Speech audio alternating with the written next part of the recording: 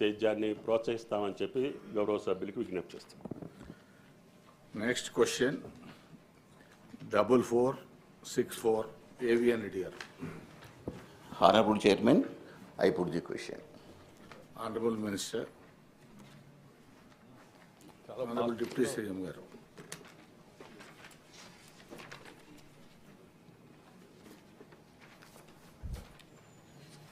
అధ్యక్ష,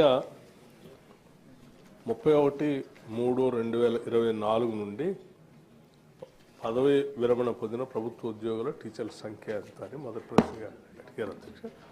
దాని సమాధానం 13,223 మంది ప్రభుత్వ ఉద్యోగులు,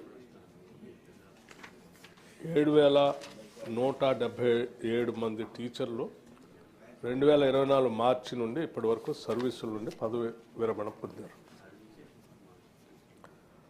బి ప్రశ్నకి అవునండి,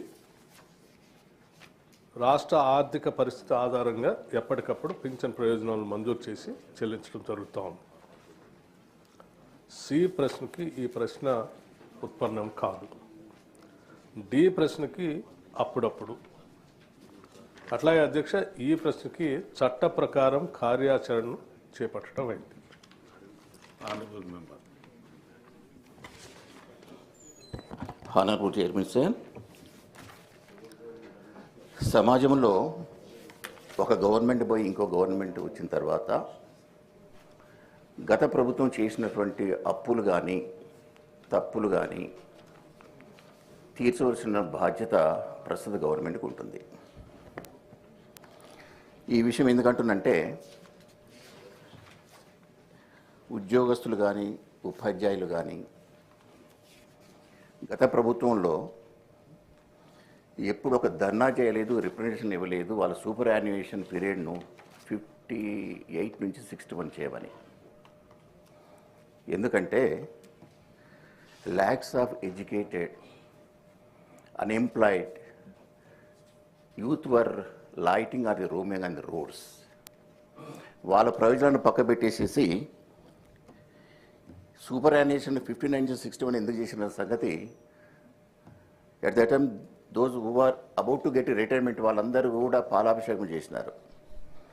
కానీ అసలు మతలబ్ ఏముందంటే రిటైర్ అయ్యే వాళ్ళందరూ కూడా పెన్షన్ బెనిఫిట్స్ ఇవ్వవలసి వస్తుందని తీసుకున్నటువంటి చర్య అది. అది అవునన్నా కాదన్నా మనం అందరూ యాక్సెప్ట్ చేయవలసిందే. అయితే ఇదే ప్రశ్న నేను లాస్ట్ టైం కూడా మీకు మీ ద్వారా వారికి సంధించాను. దానివల్ల కొంచెం ప్రయోజనం కాలేదు కదా. Again I'm forced to repeat the question. ఏమవుతుంది అధ్యక్ష అంటే రిటైర్మెంట్ ఎంప్లాయీస్ కానీ టీచర్స్ కానీ వాళ్ళకు ఉన్నటువంటి financial sources are very limit.